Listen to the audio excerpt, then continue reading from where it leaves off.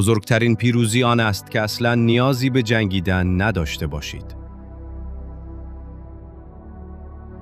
این عبارت معروف سون تزو، نابغه استراتژی و نویسنده کتاب هنر جنگ است.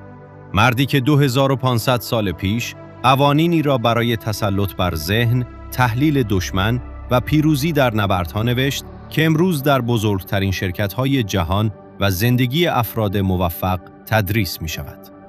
امروز رازهای استراتژی‌های ذهنی سون تزو را فاش می‌کنیم. سون تزو می‌گفت: تمام جنگ‌ها بر پایه فریب است.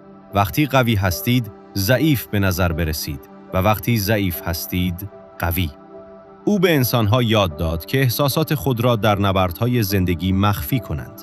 کسی که کنترل افکارش را به دست دارد، هیچگاه دست خود را برای دشمن باز نمی‌کند. این یعنی ساخت یک ذهن نفوذناپذیر. در این بخش به قانون طلایی سون تزو می‌پردازیم. اگر خودت و دشمنت را بشناسی، در 100 نبرد هم شکست نخواهی خورد. او توضیح می‌دهد که چطور بیش از 50% شکست‌های ما در زندگی ناشی از نداشتن شناخت واقعی از نقاط ضعف و قدرت خودمان است. وقتی بر ذهن خود مسلط شوید، ترس از شرایط ناآشنا کاملاً نابود می‌شود. بزرگترین درس کتاب هنر جنگ این است که نباید انرژی و ذهنتان را در جنگ‌های بیفایده تلف کنید. سون تزو یاد می‌دهد که چگونه با هوش، صبر و تحلیل دقیق موانع و افراد سمی را از سر راه بردارید بدون اینکه کنترلتان را از دست بدهید یا دچار خشم شوید.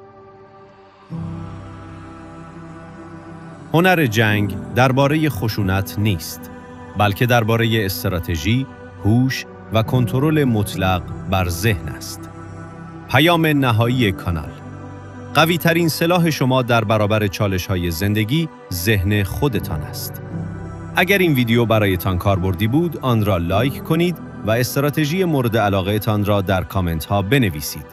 برای ویدیوهای بیشتر درباره قدرت ذهن، کانال استرانگ مایند را سابسکرایب کنید.